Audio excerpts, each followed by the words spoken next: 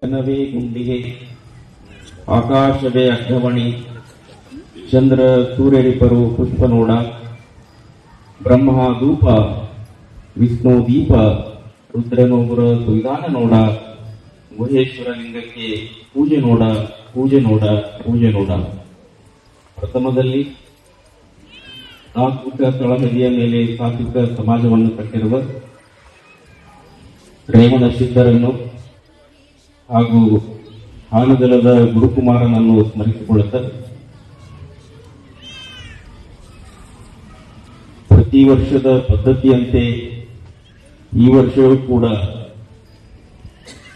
ಗದ್ದಿಗೆ ಮಠದಲ್ಲಿ ರೇವಣ ಸಿದ್ದೇಶ್ವರರ ಶಿವಯೋಗಿಗಳ ಜಾತ್ರಾ ಮಹೋತ್ಸವದ ಕಾರ್ಯಕ್ರಮದ ಅಂಗವಾಗಿ ಗುಡ್ಡಾಪುರ ದಾನಮ್ಮ ದೇವಿಯ ಪುರಾಣವನ್ನು ಏರ್ಪಡಿಸಿ ಬಹಳ ಅದ್ಭುತವಾಗಿ ಗುಡ್ಡಾಪುರ ದಾನಮ್ಮ ದೇವಿ ಪ್ರವಚನವನ್ನು ಮಾಡುತ್ತಿರುವ ಶಾಸ್ತ್ರಿಗಳವರೇ, ಯಾವತ್ತು ಸಂಗೀತ ಕಲಾ ಬಳಗವೇ ಹಾಗೂ ಎಲ್ಲ ಕಮಿಟಿಯ ಸದಸ್ಯರೇ, ಮಹಾಜನಗಳೇ, ಮಾತೆಯರೇ, ತಮ್ಗೆ ಹೇಳಿದ ಶಾಸ್ತ್ರಿಗಳು, ಅದು ಅಕ್ಷರಶಃ ನಿಜ ಅಂತ ಹೇಳಬೇಕು. ನೀವೆಲ್ಲ ವಿಭೂತಿ ಹಚ್ಕೊಂಡಿದ್ದು ನೋಡಿ, ಹಣಿ ತುಂಬ ಕುಂಕುಮ ಹಚ್ಕೊಂಡಿದ್ದು ನೋಡಿ, ತೆಲಿಮ್ಯಾಗ ಶರಕ್ ಹಾಕೊಂಡಿದ್ದು ನೋಡಿ ನನಗನ್ಸುತ್ತ ಅವ್ರು ಹೇಳಿದ್ರು ಸತ್ಯ ಅದ. ಇವತ್ತು ಗುಡ್ಡಾಪುರ ದಾನಮ್ಮ ದೇವಿ ಗುಡ್ಡಾಪುರದಾಗಿಲ್ಲ, ಸಾಕ್ಷಾತ್ ಬಂದು ನಿಮ್ಮ ರೂಪದಾಗ ಕುಂತಾಳ ಅಂತ ಹೇಳಬೇಕಾಗ್ತದೆ. ಮಾತೆಯರೇ, ಮಹಾಜನಗಳೇ, ಮುದ್ದು ಮಕ್ಕಳೇ, ನಿಮ್ಮೆಲ್ಲರ ಅಂತರಾತ್ಮದ ಚೇತನ ಶಕ್ತಿಗೆ ಶರಣು ಶರಣಾರ್ಥಿಗಳು. ಗುಡ್ಡಾಪುರ ದಾನಮ್ಮ ದೇವಿ ಬಗ್ಗೆ ಪುರಾಣ ಬಹಳ ಮಸ್ತಾಗಿ ಹೇಳ್ಕೊಂಡು ಹೊಂಟಾರ. ಒಂದು ವಚನ ಬರ್ತದೆ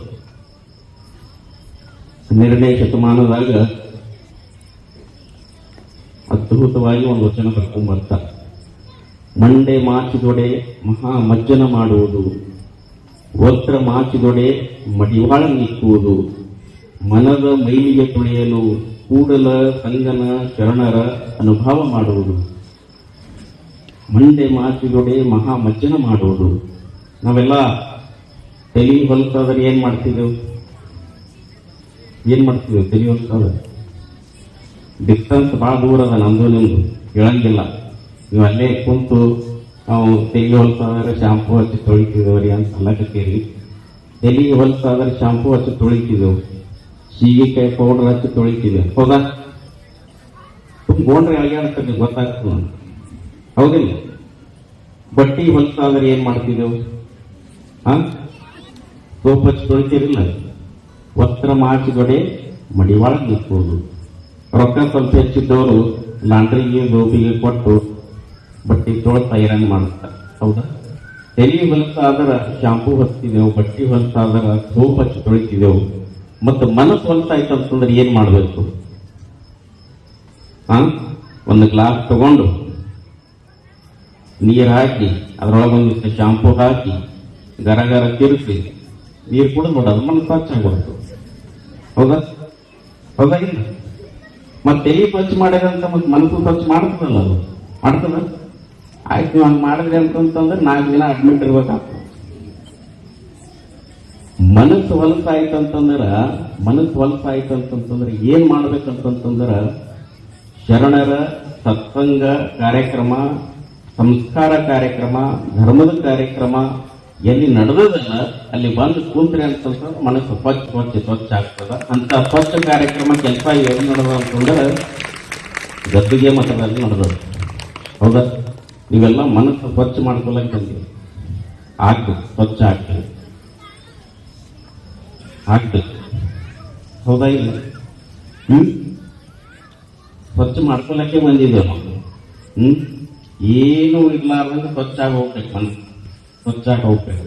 ಯಾವಾಗ ಮನಸ್ಸು ಸ್ವಚ್ಛ ಆಗ್ತದ ಅವಾಗ ಮನಸ್ಸು ಶಾಂತಿ ಆಗ್ತದ, ಹಗರಾಗ್ತದ. ನೀವು ಮನಸ್ಸದಾಗ ಕಲ್ಮಶ ಇಟ್ಕೊಂಡು ಕುಂತ್ರಿ ಅಂತಂತಂದ್ರೆ ಮುಗಿತು, ಏನೋ ಮಾಡಕ್ಕಾಗಲ್ಲ. ಈ ಕಾರ್ಯಕ್ರಮ ಉದ್ದೇಶನೇ ಅದೇ. ನೀವೆಲ್ಲರೂ ಎದರಲ್ಲಿ ಶ್ರೀಮಂತಿಕೆ ಆಗ್ಬೇಕಂತಂದ್ರೆ ಮನಸ್ಸಿಂದ ಶ್ರೀಮಂತಿಕೆ ಆಗ್ಬೇಕು, ರೊಕ್ಕದಿಂದ ಅಲ್ಲ. ರೊಕ್ಕ ಇವತ್ತಿರ್ತದ, ನಾಳೆ ಹೋಗ್ತವೆ. ಹೌದಾ? ಮಂತ್ರದಿಂದ ಶ್ರೀಮಂತಿಕೆ ಆಗ್ತದೆ. ಅದು ಬಹಳ ಮಹತ್ವದ. ನಾವೇನು ತೊಗೊಂಡು ಹೋಗ್ತಿದ್ದೇವೆ? ಇವತ್ತಿಗೆ ಏನು ತೊಗೊಂಡು ಹೋಗ್ತಿದ್ದೇವೆ? ಏನೂ ಇಲ್ಲ. ಒಂದು ಹೌದು, ಮತ್ತೊಂದು ಇಲ್ಲ. ಹೌದಾಗಿ ಬರುವುದು ಬೆತ್ತಲೆ, ಹೋಗುವುದು ಬೆತ್ತಲೆ, ಬಂದು ಹೋಗುವ ನಡುವೆ ಜೀವನ ನಮ್ದು ಕತ್ತಲೆ ಆಗ್ಬಾರ್ದು. ಒಂದಿಷ್ಟು ಲೈಟ್ ಬೆಳಕಂತೀವಲ್ಲ, ಆ ಬೆಳಕನ್ನ ಮಾಡಿದ್ರೆ ನಾವು ನಿಜವಾಗ್ಲೂ ಸಾರ್ಥಕ ಆಗ್ತದೆ ಅಂತ ಈ ಸಂದರ್ಭದಲ್ಲಿ ಹೇಳಬೇಕಾಗ್ತದೆ. ಹೌದಾ? ಎಷ್ಟು ಚಂದ ಕಟ್ಟಿದಿ ಮಾಳಿಗೆ ಮಾಳಿಗೆ, ಎಷ್ಟು ಚಂದ ಕಟ್ಟಿದಿ ಮಾಳಿಗೆ ಮಾಳಿಗೆ, ಹೊರಟಿದಿ ನಾಳಿಗೆ ನಾಳಿಗೆ. ನೀನು ಎಷ್ಟು ಬಂದು ಉಳ್ತಾರೆ ಮುಗಿತ. ಹುಷಾರಿದ್ದೀರಿ ನೀವು ನಮ್ಗಿಂತ ಎಲ್ಲ ಗೊತ್ತದ, ಆದರೂ ಕೇಳ್ತೀರಿ. ರೊಕ್ಕ ರೊಕ್ಕ ರೊಕ್ಕ ಅಂತಿದ್ದೇವೆ ನಾವು. ಒಂದ್ ತಿಳ್ಕೊಳ್ರಿ ನೀವು, ಬೇಕು ಬ್ಯಾಡ ಅಂತೆಲ್ಲ ಇರಬೇಕೆಲ್ಲ ಇರಬೇಕು. ಆದ್ರ ಹೆಂಗಿರ್ಬೇಕಂತಂದ್ರೆ ಸಾಕು ಸಾಕು ಸಾಕು ನನಗೆ ಇರಬೇಕು. ಒಂದು ಮನಿ ಇರಬೇಕು, ಒಂದಿಷ್ಟು ಸಂಪತ್ತು ಇರಬೇಕು, ಒಂದಿಷ್ಟು ಬಂಗಾರ ಇರಬೇಕು, ಒಂದಿಷ್ಟು ಆಸ್ತಿ ಇರಬೇಕು. ಹೆಂಗಿರ್ಬೇಕದು?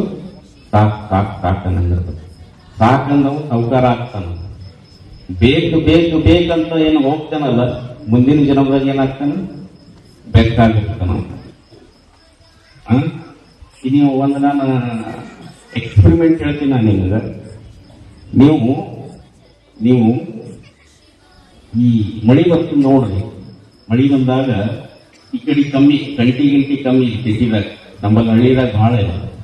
ಮಳಿ ಬಂದಾಗ ಈ ಕಪ್ಪಿ ಒಳಗೆ ಕುಂತಿರ್ತಾವ ನೋಡ್ರಿ ಗಂಟ್ಯಾಗ. ನೀವು ಅಲ್ಲಿ ನಿಮ್ದು ಹಳ್ಳಿ ಊರಿಗೆ ಹೋಗಿರ್ತೀರಲ್ಲ, ಸ್ವಲ್ಪ ಅಬ್ಸರ್ವೇಷನ್ ಅವಲೋಕನ ಮಾಡ್ರಿ. ಆ ಗಂಟ್ಯಾಗ ಕುಂತಿ ಕಪ್ಪಿ ಏನಂತಿರ್ತದೆ? ರಾಕ್ ರಾಕ್ ರಾಕ್ ಅಂತಿರ್ತದೆ. ಸ್ವಲ್ಪ ಅವಲೋಕನ ಮಾಡ್ರಿ. ಅದು ಹಿಂದಿನ ಜನ್ಮದಾಗ ರೊಕ್ಕ ರೊಕ್ಕ ರೊಕ್ಕ ಅಂದೆ ಏನಾಗ್ಬಿಟ್ಟೇವ? ಅದು ಕಪ್ಪಿಯಾಗಿ ಹುಟ್ಟ್ಯಾರ. ಯಾಕೆ ಈ ಮಾತನ್ನು ಹೇಳಕತ್ತೀನಿ ಅಂತಂದ್ರೆ ಸಾಕು ಸಾಕು ಸಾಕು ಸಾಕು. ಬಹಳ ನಮ್ದು ಬಹಳ ನಮ್ದು ಇವು ಬೇಕಂತ ಹೋದ್ರೆ ಗದಲಿಗೆ ಬಿದ್ದು ಬಿಡ್ತೇವೆ. ಹೌದಾ? ರೊಕ್ಕ ಕೊಟ್ಟು 1 ಲಕ್ಷ ರೂಪಾಯಿ ಕೊಟ್ಟ ಕೇಸಿಂದ ಚಲೋದು ಮಂಚ ಮಾಡಿಸ್ಬೋದು, ಬೆಳ್ಳಿ ಮಂಚ ಮಾಡಿಸ್ಬೋದು. 1 ಲಕ್ಷ ರೂಪಾಯಿ ಕೊಟ್ಟು ಅದರ ಮೇಲೆ ಒಂದು 15-20 ಸಾವಿರ ರೂಪಾಯಿ ಕರ್ನೂಲ್ ಬೆಡ್ ಹಾಕಬಹುದು. ಮಕ್ಕೋಲ ಕರ್ನೂಲ್ ಬೆಡ್ ಹಾಕ್ಬೋದು. ಮತ್ತ ರೊಕ್ಕ ಕೊಟ್ಟು ಮಂಚ ಮಾಡಿಸಿರಿ, ಕರ್ನೂಲ್ ಬೆಡ್ ಹಾಕಿರಿ, ರೊಕ್ಕ ಕೊಟ್ಟು ನಿದ್ದಿ ಖರೀದಿ ಮಾಡಿರಿ. ಹೇಳ್ರಿ, ನಾನು ಕೈ ಎತ್ತರಿ ಯಾರೇ ನಿದ್ದಿ ಖರೀದಿ ಮಾಡಿರಿ? ಎಲ್ಲ ಅದಪ್ಪ ತಗೊಂಡು ಏನ್ ಮಾಡೋದು? ನಿದ್ದಿನೇ ಬರ್ಲಾಗ್ಯದ ರಾತ್ರಿ.